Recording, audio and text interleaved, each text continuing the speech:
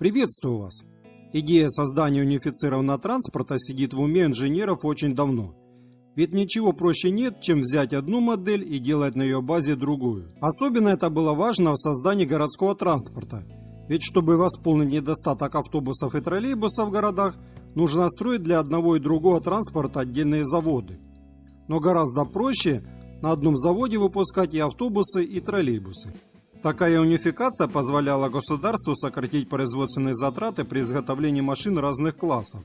И в 1959 году Урицкий завод в Энгельсе Саратовской области на базе своего же троллейбуса ЗИУ-5 начали разрабатывать автобус ЗИУ-6, который планировали выпускать параллельно.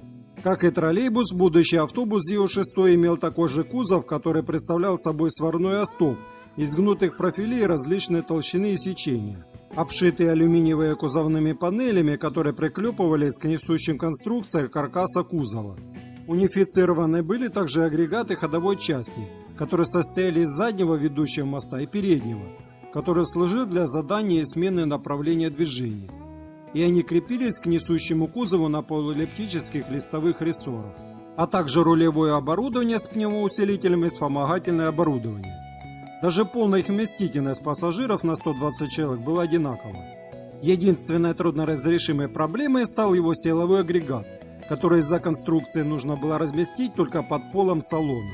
А такого в Советском Союзе в то время, который мог бы придать многотонной машине достаточную динамику, не было. И в качестве альтернативы установили два бензиновых шестицилиндровых двигателя ЗИЛ-158, соединенных гидромуфтой от ГАЗ-12.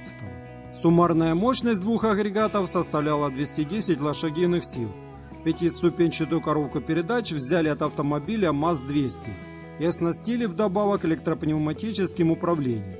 Внутренняя отделка салона состояла из отделочной фанеры, а все металлические детали, такие как поручни, ручки, оконные элементы, для эстетического вида хромировались. На пол автобуса настилался дощатый пол и покрывался резиновым покрытием. Также не забыли на полу про люки для доступа к оборудованию. Мягкие сиденья на пружинах диванного типа. Для доступа в салон пассажиров в оконечностях автобуса установили ширмовые двери с пневматическим приводом.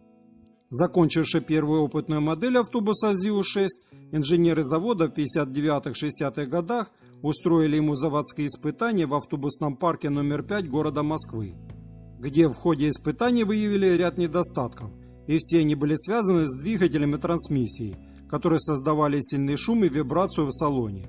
Именно эти проблемы и не дали ЗИУ-6 стать серийным унифицированным автобусом.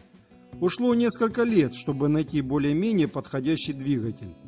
В 1966 году предприятие выпустило второй вариант автобуса под новым индексом ЗИУ-6М с силовым агрегатом чешского производства Шкода МЛ-630 с горизонтальным расположением цилиндров и автоматической коробкой передач Прага 2М70. А в 1969 году еще один экземпляр ЗИУ-6-2М с венгерским дизелем Рабаман D2156 мощностью 192 лошадиных силы, которые успешно применяли на автобусах семейства Икарус. Совместно с двигателем работала автоматическая трансмиссия Прага 2М70. Именно это решение стало оптимальным.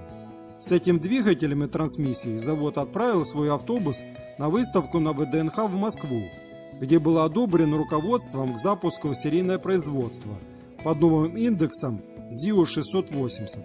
Но, как ни печально, и в этот раз он в серию так и не пошел. В 1972 году завод в Энгельсе переключился на новый, перспективный, хорошо знакомый всеми нами трехдверный троллейбус ЗИУ-9 нового поколения. И делать унифицированный автобус на базе старого троллейбуса посчитали нецелесообразным. К тому же другой автобусный завод в Ликино-Дулево Московской области освоил серийное производство своего автобуса ЛиАЗ-677. И хоть он по некоторым параметрам уступал ЗИУ-6-2М, но был более современным, и приоритет стать городским автобусом отдали именно ему. А троллейбус ЗИУ-5 так и не стал унифицированным автобусом. И если мой ролик вам понравился и был полезен, не забываем ставить лайк. Приветствуются ваши комментарии под этим видео. Желаю вам всего хорошего. Пока-пока.